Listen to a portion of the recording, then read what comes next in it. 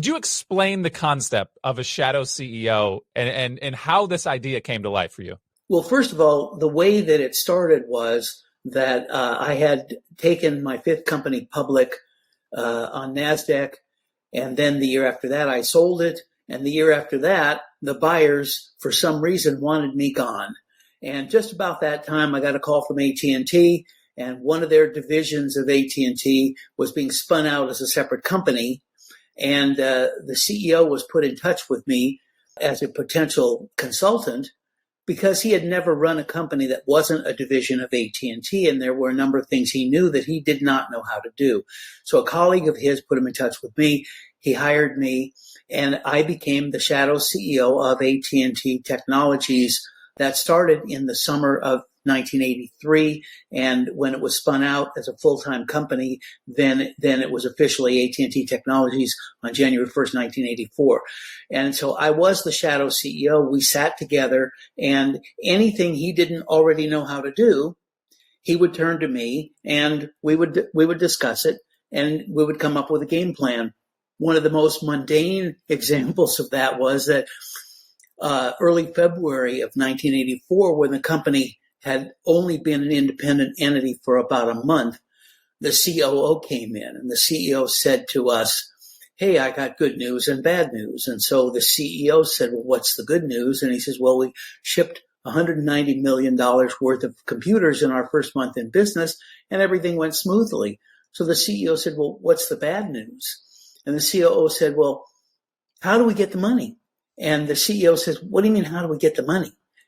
And the CEO said, "Well, last month when we were part of AT&T, we would just write the billing on a mag tape, send it to New York, and the next day the money would be on our account. But we can't do that now. There's a Chinese wall there. So how do we get the money?" So they both turned and looked at me. And I said, "Well, don't you send out an invoice or a bill?" They said, "No, we've never done that before. In fact, our software won't even do that. What do you suggest?" In those days, I said, "Well, let's get a secretary in here." Now I wouldn't say that, but in those days we had secretaries. "Let's get a secretary in here, and we're going to type up 7 invoices and get them in the mail. And then let's identify a project manager so we can select some software, accounting software that can generate invoices. And we've got a month to do it before we have to go through this again." So that just gives you an idea of the on the more mundane side what was involved, but there were much greater things as well. So that's what introduced me to the concept of a shadow CEO in the first place. And the shadow CEO is more than a coach. Most of the coaching these days is more leadership related. This is not necessarily leadership related, although there are from time to time some leadership lessons. And it's not a mentor, because a mentor is mostly just somebody there to help advise you and promote your career. So this is neither a mentor nor a coach. Shadow CEO is a very active, hands-on, in the trenches, from sort of soup to nuts, anything that the owner of the company or the leadership of usually a private company, doesn't know how to do. That's what a shadow CEO is there to walk them through.